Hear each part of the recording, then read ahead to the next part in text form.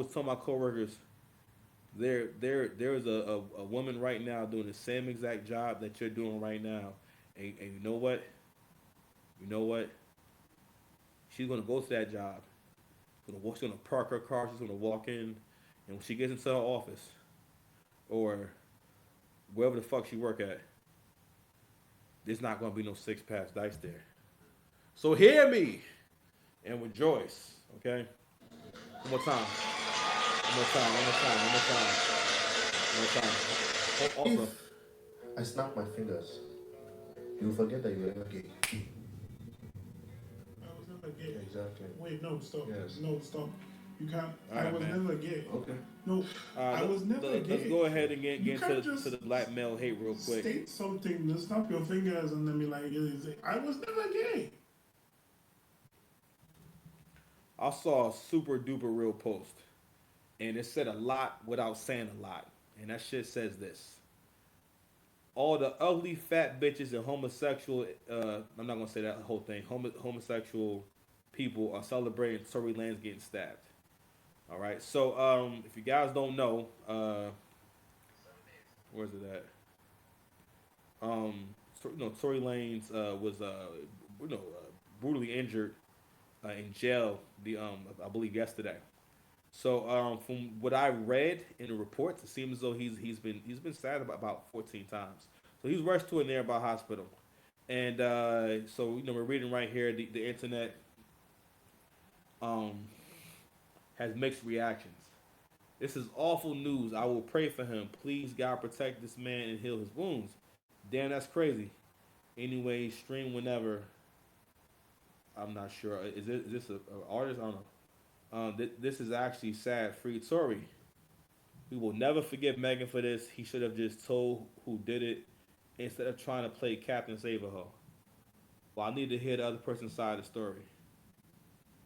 Megan seeing Tory Lanez get stabbed in jail. Rock Nation trying to take Tory Lanez out. So we get this, this is people just. Let me go ahead and read this caption because I'm I'm not a journalist. Let me see what Kev Swartz got to say about this. Hold on, y'all. All right, so I make sure I'm on the right drawing. Pause. He says, "Nah, man, it's just nasty work in broad daylight. Not right after he announces he's coming out with a new music. Right after Rock Nation thought they had stopped him from even making music in jail. They've already been doing random add-ons to his restraining order while he's in jail. How you put a restraining order on someone when they're in jail and losing the public option sympathy? Um, hold on, y'all. All I know is even if she didn't or was not involved in all based off the internet reaction so far, it's going to fall on Rock Nation and Meg if Rock Nation doesn't do a good enough job protecting her. She's going to be feeling like she has to defend herself and the truth or whatever that might be. Because of right now, presuming he gets back to full health and moved to a new jail in protective custody for clear reasons now, all the sympathy will be on Tory's side, and if Rock Nation even tries to do anything to him legally, the optics which have already not favored Meg, will look like beyond overkill. Wishing Tory a speedy recovery and ability to come home truly in one piece. I mean, yeah, I just gotta say it, man. Like, yo, real talk. I think I watched this show with Dennis Sperling a while back, and he talked about how black men have to go through this fear or this narrative of, it basically of the danger that you're going to be in if you decide to date a white woman, right? And before, the things are changing. Before, if something like this happened, let's say the thing with Shannon Sharp and old girl, right? You will be able to scare brothers out of dating outside their race with that. But with instances like this is one of many situations and scenarios where a brother, his whole downfall, everything he works hard for, he loses it all. Don't get me wrong, Tory did some weird shit, but in this instance right here, that kind of just seemed like a wild night going wrong. Not something where someone has to be in jail for the rest of their lives. But the ongoing theme of the 2020s is the lynching of black men who have been able to control their careers in entertainment. So, despite all this, right? Tory Lanez does the most masculine thing possible, something that most you ain't got the heart to do it. You ain't going. I know you ain't gonna do it. You won't do 50 push-ups. Would you do 50 push-ups right now? I know you not. Prove me wrong. I'll be waiting right here with my protein shake. He does the most masculine thing ever. You understand? He said, well, yeah, I'm in jail, but who said I can't still get busy? So he puts an album out from jail. And niggas is fucking with the music. It's in these moments, right, that men become who they supposed to be. Because it's in these moments that you think and you start to kick the problem solving into overdrive. And you have to make the right decisions. And that's why the stronger you are on your spiritual walk, the less chaos you have in life, the less bad things happen, the less that you're in crisis. People mostly live in crisis because you got a bad relationship with the truth. And unfortunately, if you only around your mama, that's why a lot of black men, you got a bad relationship with the truth. Like you don't even, a lot of black people don't even know how to have a conversation about the truth. And then you start realizing we having two different conversations. I'm talking about the truth. You talking about your experience and how you want shit to be. I tell her how it is. You tell her how it might be. Shout out to P. Diddy. There's a new definition for P. Diddy after this one. I ain't gonna lie. I'm not with the lynching of black men, but I ain't gonna lie. That's fucking funny. The reason why I read that tweet was because that's the loser mindset playing out. You cannot be someone who believes in any kind of religion or faith and see that someone is the victim and applaud them in their newly found victimhood, especially when someone's life is being threatened. He was never trying to threaten Meg Thee Stallion's life. You know what I'm saying? He never tried to beat her into within an inch of her life or tried to take her life.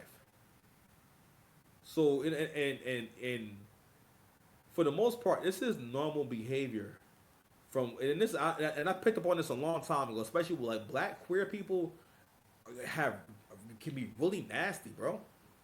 Especially if you talking about like straight men, they have very nasty, unforgiving, like oppositional energy for straight men. You know what I'm saying? It's a lot of like just weird shit. But bigger than that, this is a mindset that permeates throughout the hood.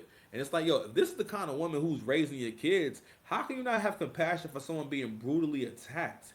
He didn't get punched in his face. Yo, he got stabbed 14 times. If you can get to a point where you can't have empathy, I'm like, damn, what if it was your son? You know what I'm saying? And people felt like, yo, okay. So what a bad thing happened to you? That's that leftist thinking that like I don't realize that, yo, fam, you don't actually have a moral. You don't have morals, and that's the thing. A lot of them don't realize, yo, you don't really actually have morals, because that's something that an evil child would say, and that's what I was saying about like, yo, the maturity is lacking, and we're just cooked because again, these women is raising the kids. And we wondering why children have become more and more and more evil. Women have become more, and it's mostly because again, you raise the young men to think that they're not supposed to dominate. They're not supposed to dominate, but basically lead. All right, and take the initiative and think about, okay, well, like just for example, I just got off a call, and the call didn't really go that well because we didn't plan tight enough. I've been going through a lot of shit. But as it was going on, I realized, like, damn, I could have prevented this. I could have made a few phone calls to make sure everyone knew what they had to do, because I wasn't a part of the initial planning, so I didn't think I was going to be really actually even involved like that. And of course, it really kind of fell apart. I said, oh, no one really knows what's going on, and I could like kind of took over faster, but like in moments like that, yo, it's just who men are, and I'm not telling men to stop being awesome and stop giving yourself. We just have to make better decisions on making it count. Okay, and not doing too much. A lot of men don't realize that, yo, no, you done too much. I remember Kevin Samuels had made that point about you've done too much for the world. Cause look at how everyone is acting.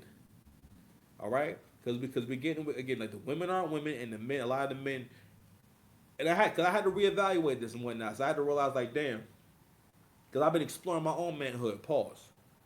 In terms of how do I define success? Who am I really? Who am I doing this for? And I realized like, no, I want to live for myself. I'm gonna do what's best for me. Of course, I'm gonna do good things for myself and for my family. I'm still gonna make good causes, but I'm gonna do what's in my best interest. And I bet on myself, and here I am now with you. And I'm so grateful to be here with you. I really am. Me and my protein shake. Let's move on to the next topic. Actually, you know what? We can go ahead and share one more example. I meant to share this the other day. I didn't really have the right context, but this basically this is from a news segment on Fox. Apparently, one of the hosts loses consciousness and falls over. So I'm go ahead and read the caption. So it says on Fox News panelist Cameron Kinsey sorry suffers suffers medical episode live on air. Host Jonathan Hunt tries to carry on with the segment before going to commercial, but he is now facing backlash for not doing more. Even if he's trained to keep it professional and keep showing goes on, keeping show goes on energy. People wrote, the host couldn't take time to help her. What a dumbass. How can he just sit there and do nothing? I get that he might not be first aid certified and might have to just decide to let in-house team handle it. But my first instinct would have been to dive to at least try to catch her. Then I would have been kneeling down beside her. This is hilarious because it's Fox is so on brand. He didn't even try to catch her before she hits the ground or try to help her while she was down. Listen, I hate Fox. It's guys beyond no human empathy. Stay in the seat, worried about the show. Now, mind you, people who wrote this, these are people who would consider themselves left leaning, probably. So many angles to see this from. This is from Kev Talks.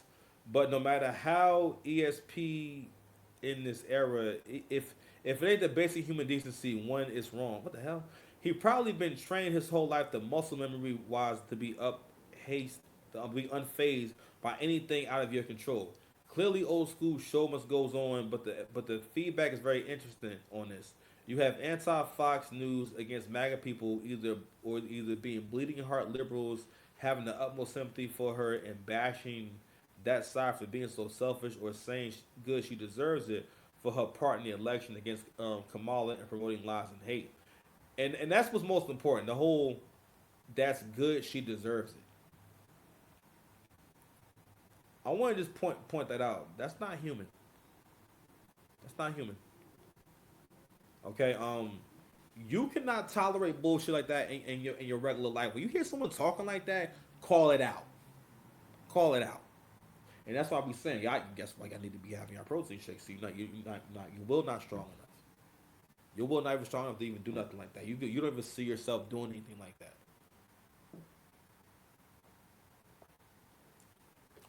That's one more thing too about you weird ass ninjas. You won't even drink a protein shake. Ain't that crazy? Hey, give me a sec. Bobbity bobbity. We are back.